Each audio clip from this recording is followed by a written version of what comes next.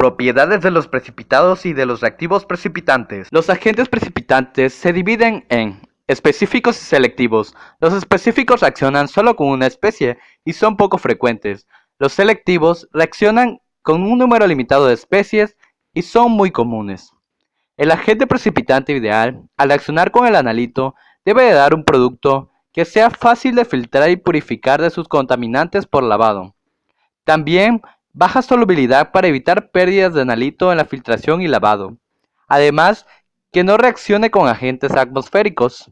Finalmente, que tenga una composición conocida al secarlo y al calcinarlo. Tamaño de partícula y filtrabilidad de precipitados. Los precipitados formados con partículas grandes son más deseables en el trabajo gravimétrico, ya que son más fáciles de filtrar y de purificar por lavado, además de ser más puros. Existen dos tipos de variaciones del tamaño de sólidos formados por precipitación.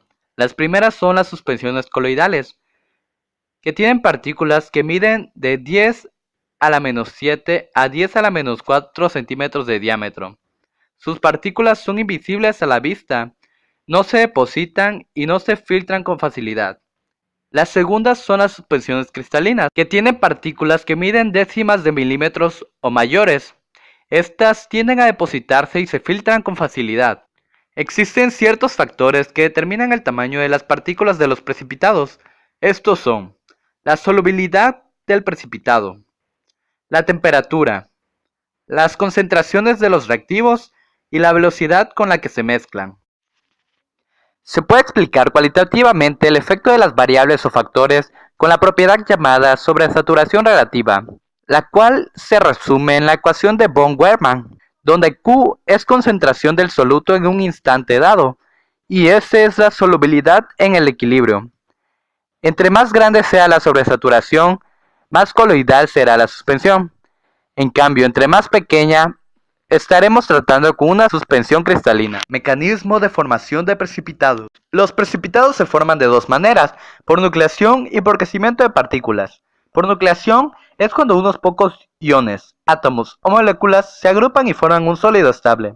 En cambio, en crecimiento de partícula, existe un crecimiento de los núcleos ya existentes sobre la superficie de sólidos contaminantes.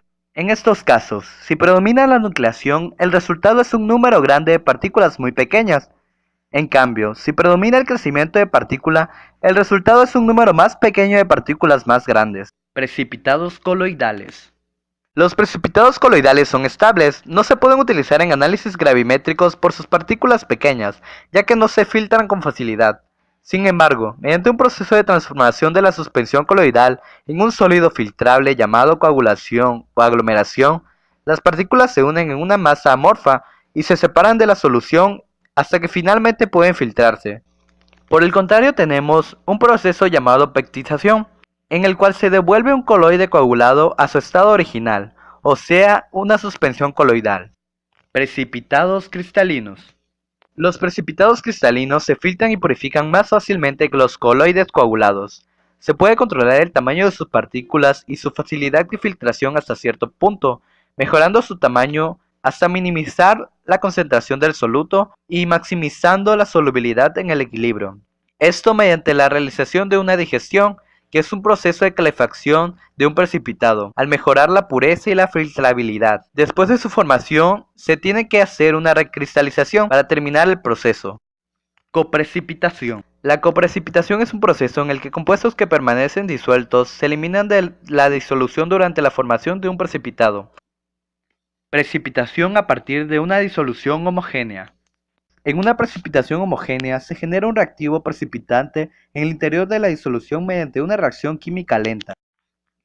Secado y calcinación de precipitados. Después de que se haya filtrado el precipitado gravimétrico, se calienta hasta que su peso se mantiene constante. Al calentar se elimina el disolvente y las especies volátiles que acompañaban al precipitado. Algunos precipitados se deben calcinar para descomponer el sólido y formar un compuesto de composición conocida.